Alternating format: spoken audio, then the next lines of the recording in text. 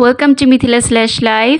এই ব্লগটিতে থাকছে 31 ডিসেম্বরে কি করলাম তা নিয়ে। সত্যি বলতে সেদিন আমাদের কোনো প্ল্যানই ছিল না। সেই দিন আমরা টেরেসে বসে বিকালে চা খাচ্ছিলাম, আর কিছু গাছ লাগানো বাকি ছিল, তো লোক আসছিল সেগুলো লাগিয়ে দিতে। তো আমি বসে বসে দেখছিলাম, তো হঠাৎ করে প্ল্যান করলাম একটু বাইরে যেয়ে ঘুরে আসি। আর আমি পরেছিলাম এই সুন্দর সোয়েটার আর এই স্কার্টটা আমি কক্সবাজার যাওয়ার সময় নিয়েছিলাম, তো তখন পরা হয়নি, তো ভাবলাম আজকে পরে ফেলি। সোয়েটারটার সাথে স্কার্টটা কিন্তু অনেক সুন্দর লাগছিল। তো 31st নাইটের জন্য একটা প্ল্যান ছিল, সবাই মিলে বারবিকিউ করব। ওই প্ল্যানটা ক্যান্সেল হওয়ার পরে আর কোনো প্ল্যান করা হয়নি। তারপর আমার হাজব্যান্ড একটু অসুস্থ ছিল, যার জন্য আর কোনো প্ল্যানই করিনি।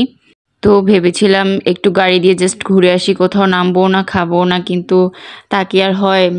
ওইখানে এত মজার মজার খাবার। তো আমরা একটা দোকানে ফার্স্টে বসে যাই, ওইখানে একটা কিমা আলুর চপ ছিল। এই চপটা অনেক মজা ছিল। দোকানটার নাম মেবি ছিল ঘুম মামার দোকান, এই টাইপের কিছু একটা। তারপরে আমরা পাশের দোকান থেকেই চটপটি ফুচকা খাই, এই ফুচকাটা অনেক মজা ছিল। তারপরে আমরা চলে যাই চাপটি আর মুরগির মাংস খেতে। 300 ফিট আসলে চাপটি আর হাঁসের মাংস প্রতিবারই খাওয়া হয়, তো এবার একটু ডিফারেন্ট ট্রাই করলাম। আর বাসায় এসে আমি আবার রাতের রান্নাটা শুরু করে দিই। তো এখানে আমি সবকিছু কেটে রেডি করে রেখেছিলাম। মুরগি আর চিংড়িটা আগেই মেরিনেট করে রেখেছিলাম। আর এইটা ছিল নারিকেলটাও আমি পানি দিয়ে ভিজিয়ে রেখে গিয়েছিলাম।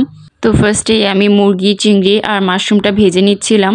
এইটা একটা থাই রেড কারি করব ভেজিটেবল দিয়ে। তো এই কারিটা করতে যে মেইন মশলাটা সেটা বানিয়ে নিয়েছিলাম। দিয়েছি ফার্স্টে 2টা ভিজিয়ে রাখা শুকনা মরিচ, একটা পেঁয়াজ, একটু জিরা, ধনিয়া গুঁড়া, ধনিয়া পাতা আর একটু লেমন গ্রাস। এইগুলো সবকিছু অল্প একটু পানি দিয়ে আমি ব্লেন্ড করে নিয়েছি সুন্দর মতো। হালকা একটু দানা দানা থাকবে, এরকম করে ব্লেন্ড করতে হবে। তারপরে সেম প্যানে একটু তেল দিয়ে রসুনটা ভেজে নিচ্ছিলাম। রসুনটা ভাজা হয়ে গেলে আমি ওই ব্লেন্ড করা মশলাটা দিয়ে দিচ্ছি, মশলাটাও একটু ভেজে নিব। তারপরে আমি এখানে দিয়ে দিয়েছি ব্রকলি, লেমন গ্রাস, আর এরপরে প্রথমে যে চিকেন মাশরুমগুলো ভেজে রেখেছিলাম সেইগুলা দিয়ে দিচ্ছি। সবকিছু মশলার সাথে ভালোভাবে মিশিয়ে নিব। এরপরে আমি দিয়ে দিচ্ছি পানিটা এরকম করে দিতে হবে যাতে একটু ডুবে থাকে। এখন আমি দিয়ে দিচ্ছি ফিশ সস, এটা খুবই অল্প করে দিব। আর তারপরে দিয়ে দিচ্ছি সোয়া সসটা একটু বেশি করে দিব।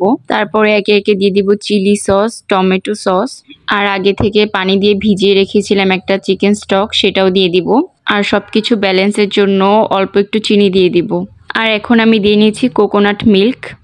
এইটা কিন্তু খুবই ইম্পর্টেন্ট, না হলে কিন্তু থাই কারির যে ফ্লেভারটা সেটা আসবে না। খুবই সুন্দর একটা গ্রান আসে কোকোনাট মিল্কটা ইউজ করলে। আমি যে নারিকেল কুচিটা পানি দিয়ে ভিজিয়ে রেখেছিলাম সেটা একটু ব্লেন্ড করে ছেঁকে নিয়েছি। আর সাথে 1 চামচের মতো কর্নফ্লাওয়ার দিয়েছিলাম যাতে গ্রেভিটা হালকা ঘন হয়। আমি কিন্তু এটা বেশি ঘন করব না, পাতলাই থাকবে ঝোলটা। সবকিছু 5 মিনিটের মতো কুক করে উপরে একটু লেবুর খোসা দিয়ে দিচ্ছি, তারপর দিয়ে দিচ্ছি ধনিয়া পাতা। এই তো আমার কারিটা রেডি। আর আমি ফ্রাইড রাইসটা আগেই করে রেখে দিয়েছিলাম। আর এইগুলো একদম হুটহাট করেই করা, কোনো কিছুই কিন্তু আগে থেকে আমি ভেবে রাখিনি, তাহলে হয়তো আরও আইটেম করতে পারতাম। আর ভাবলাম ভেজিটেবল আর চিকেনটা আলাদা না করে সবকিছু একসাথে করে একটা থাই কারি করে ফেলি, কারণ থাই ফুড আমার অনেক বেশি প্রিয়।